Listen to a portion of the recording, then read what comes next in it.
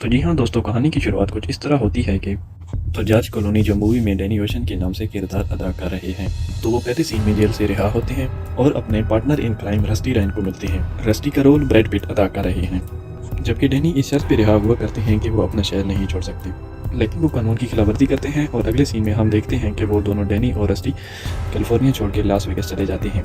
यहाँ पर ये दोनों अपने पुराने साथी रूबन से मिलते हैं।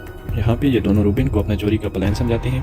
पहले तो रूबिन इस चीज़ को मना कर देता है, लेकिन मजीद डिटेल जानने के बाद वो हाँ कर देता है। बेसिकली इनका प्लान ये होता है कि लास वेगास के तीनों बड़े कसिनों को लूटा जाए, और इन तीनों कसिनों के मालिक का नाम टेरी होता है। टेरी और रूबिन की पुरानी दुश्मनी होती है, जिसकी वजह से रूबिन इनके साथ चलने को एग्री कर जाता है, और इसके साथ साथ रूबिन इनको फाइनेंस भी करता है। मजीद प्लान डिस्कस करते हुए ये सोचते हैं कि बिप्लाजियो नाम का कसिनो बहुत बड़ा है, और इन तीनों कसिनों की कमाई इसी कसिनो में आया करती है, और अगर हम इसको लूट लें तो हमें किसी और कसिनो में जाने की ज़रूरत नहीं है। तो वहाँ पे वो एस्टिमेट लगाते हैं कि $160 मिलियन। अगले सीन में हम देखते हैं कि डैनी और रस्टी अपनी एक टीम बनाते हैं, जिसमें मुख्तलिफ स्पेशलिटी के लोगों को ऐड किया जाता है। रोटी का माहिर है तो कोई कसिनो, कोई मैनेजमेंट को बेहतर तरीके से जानता है, तो कोई एक्सप्लोजिव का बहुत अच्छे तरीके से काम जानता है।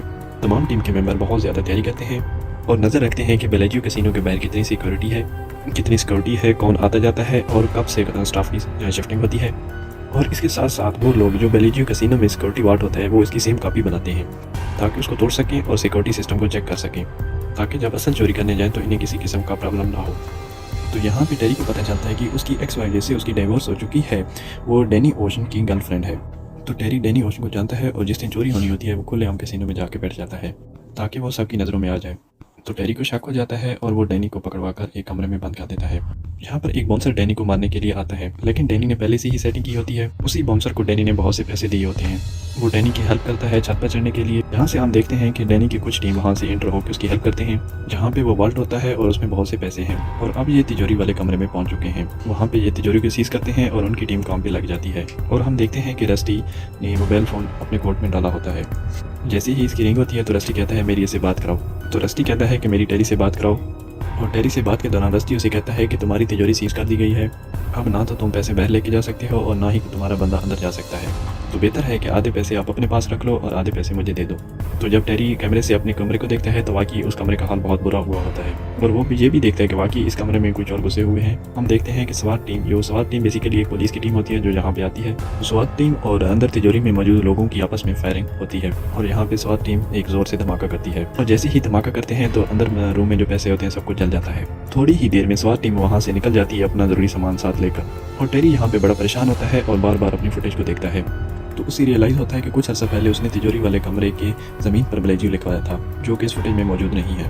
और अब होता यह है कि डैनी की कोई टीम के सिक्योरिटी एक्सपर्ट उसको झूठी इमेज दिखा रहे होते हैं, जो बेसिकली उनके ट्रेनिंग वाले कमरे की होती है।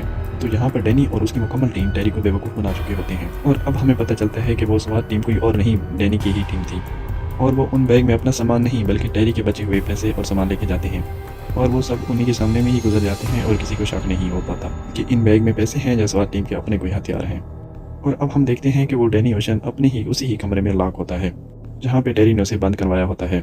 टेरी को मुकम्मल भरोसा होता है कि इस सारे काम के पीछे डैनी का हाथ है। डैनी बहुत मासूम बनता है और वो इस चोरी में इन्वॉल्वमेंट से इनकार कर देता है।